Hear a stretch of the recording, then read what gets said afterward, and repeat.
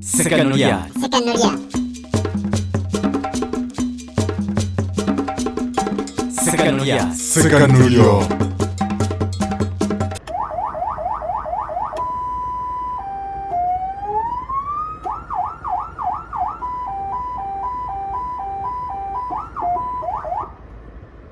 A Motoka Land Cruiser V8 armored vehicle eyogeza abantu obwama olwaleero njagala tugitunuleko tugiggwe nnyalwe.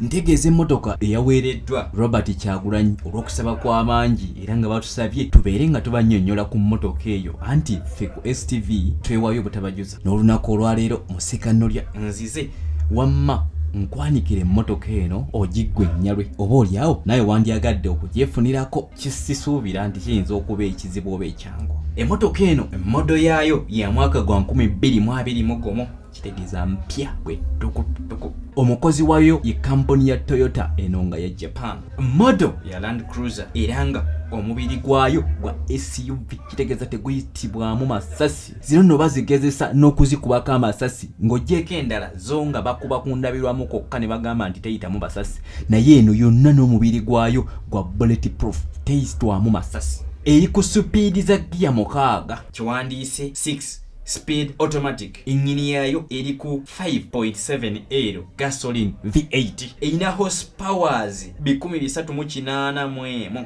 Envuga yayo bamanyi gayo gali ku 4-wheel drive kitegeeza egatta emipiira gyonna ena okugikozesa amaanyi gayo gonna. 4-wheel drive kiba kitegeeza emipiira gyonna gisobola okuba nga gikozesa amaanyi gegamu naddala senga eba eseeredde egatta amaanyi emipiira gyonna. Emipiira gyayo obugazi bwayo giri ku milimita 285. Etuuza abantu 7 egendamu amafuta okujjula lita 93. Naye ng'eno ekyewuunyisa erina tankazi 2 ng'erina eya diesel n'eya petrol. Njagikongera maaso eyo gyetegereze tanka zino zikola zitya. Emmotoka eno nnene era nga terina buzibu bwonna mu kuyita mu gasozi wadde agasiriko era nga yagezesebwa mu malungu, mu buseerezi, mu bibira ne mu bitundu ebyo bitasobola kuyitwamu mmotoka. Okusinziira ku kampuni eya Incas eno ng'esangibwa mu Canada era ng'ekola kutambuza mmotoka naddala zino ezibeera nga ziriko ebyokwerinda n'okuba nga zirina bakasitoma abo ab'enjawulo gamba nga bakulembeze, bannagagga, bannabyabufuzi n'abo abantu abeetaaga ebyokwerinda ebisukkulumuko wabula nga zitera kukolebwa ku order naye nga mu katale gye ziri. Okusinziira ku Incas baga nti emmotoka zino zitandikira ku mitwalo gya $8,415. Osigamye nti zeegula wabula ezaagala okwefaananyizako zitandikira ku ssente bwe zityo. Bw'oba ozivunudde mu zaawano ng'ozikyusiza bwe bukadde nga 313 eza siringi kutandikirako butandikizi tebagamba nti zeegula wabula zisente kwetandikira. Eriko obukuumi nga teyitamu ssasi wabula bagiyita civilianika ya muntu wa bulijjo ekolebwa nga ya muntu wa bulijjo era nga bagikola okubanga tewali kiyinza kutuuka ku nannyiniyo wadde obulumbaganyi wadde essasi oba wadde ebibwatuka byonna oba ebitulika. Nga bwe nkugambye nti bagikola nga teyitwamu ssasi era ng'etera okuba n'emibiri 2 naddala ku ndabirwamu kungulu ne munda. Tekitegeeza nti bw'okubamu omusumaali teguyitamu oba ekintu kyonna ekirala wabula bagikola ng'endabirwamu wakati eriyo endabirwamu wansi ne waggulu waliyo ate nga wakati bateekayo ekintu ekiringa rabba ng'essasi eryo terisobola kuyitamu buyisi ne ligenda libanga erikubye ku rabba n'erikasuka oba n'erisirisa. Ekikwewuunyisa tekoma kubanga erina byakwerinda byokka kungulu wabula ne munda waayo erina ebyokwerinda ebyayo naddala ebyo ebireetera okwekengera oba ebigiyambako okwekengera. Emmotoka eno eya Land Cruiser V8 omodo 2021 eya Kyagulanyi gye tuba twogerako kali wano kyekyokulabirako kye tulina egwa mu mmotoka ezimanyiddwa nga Toyota Land Cruiser SUV nga bwe nakugambye etandikira ku bukadde 313 obwe Uganda ezifaanaganako bwe ziti okugigula obuguzi. Bw'eba ekozesezza engine yayo ya petrol nga kwogivugidde esobola okunywa mafuta lita 13 n'obutundutundu 3 mu kilometers 10 y'enkozesa yayo y'amafuta. Ate bw'eba ekozesezza diesel ng'erimu ne 4-wheel drive esobola okukozesa liters 9 n'obutundutundu 5 mu kilometers 10 z'eba etambula. Eyawulwamu tankazi zaayo ziri 2 eya petrol n'eya diesel. Emu ku zo etwala liters 45 ku 93 z'erina okunywa oba mafuta g'erina okunywa ebeere ng'ejjudde. Erina cc 468 ebalirirwa okudduka oba speed kilometers z'erina okudduka buli ssaawa 195 kilometers edduka buli ssaawa. Ebimu ku byeyina kansooke mbikuyitemu wano katono ena kye bayita Toyota Safety Sense era nga muno mwe muli ebintu yembeera y'ebyokwerinda ebigirimu munda era nga bagikola ne bateekamu tekinologi oba tekinologiya wa bintu bitaano. Ekisooka balina kye bayita pre-collision system or pre-collision system with pedestrian detection, lane departure alert, automatic high beam, road sign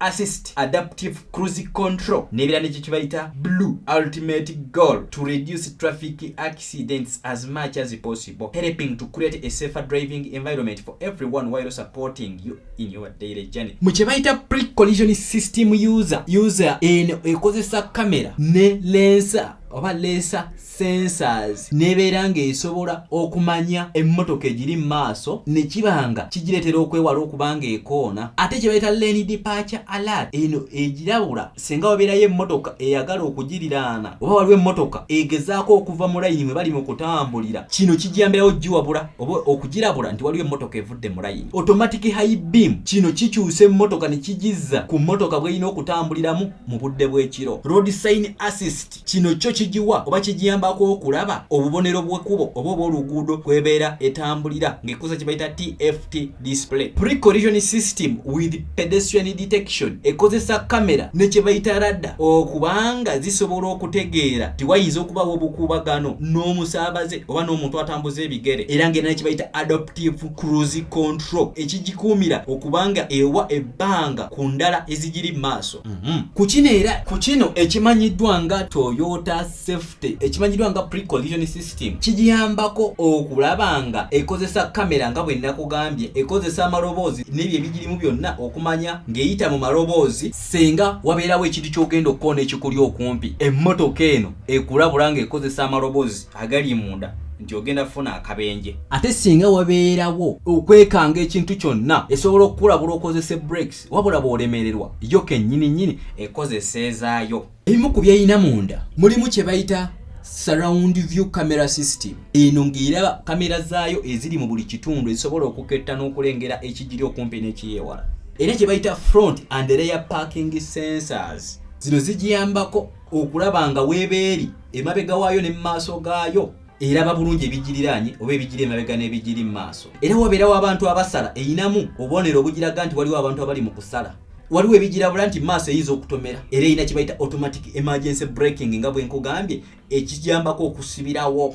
Erina akawunyiriza omuntu nti asala. Erina kye bayita adaptive cruise control ekiyamba emmotoka okubanga edda mu mbeera yonna mweyinza okutambulira. Senga ebeera wantu wabi senga budde bwa kiro yo iteekawo embeera mweyinza okutambulira. Era neyinza n'okukulabula senga oba ova mu layini mwolina okutambulira n'ebirala bingi. Ebbeeyi nagibagambye byebyo nno ebikwata ku mmotoka ya Land Cruiser V8 omwaka ogwa 2021 ebogeza obwama era ng'emmotoka eno wano mu Uganda Kyagulanyi Robert Sentamu yekai yakyagirina wabula zikolebwa ku orders ekolebwa mu Japan naye fewe twafunyeeko obayinza okuba nga bagitutuusaako kampuni eri mu Canada bagiyita Incas. Ekina ebinkumu oba kibayita fingerprints osenga oba weekengedde osobola okugirekamu ekinkumu nga teri asobola kugikoonako oba asobola kugijjawo nga temanyi kinkumu kye. Ebisigadde bye bya bulijjo bye tumanyi mamotoka, radio, mizindalo 14, wufaasi n'amaanyi mangi naye njagadde okuwaako ebyo ebyenkizo by'otasobola kumanya wantu walala wonna. Kale mbadde mutusaba yenze Musoka Alfaati ne Sekanolya mu select ya njawulo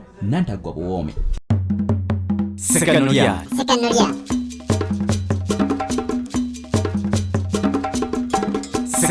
Sekanolya